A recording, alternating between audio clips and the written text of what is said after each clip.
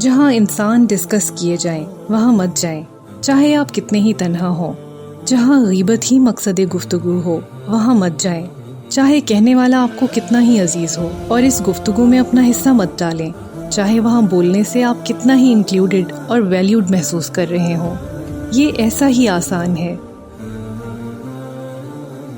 آپ کی تنہائی بامانی چیزوں سے خالی ہوتی ہے تو آپ غلط ہجوم میں چلے جاتے ہیں۔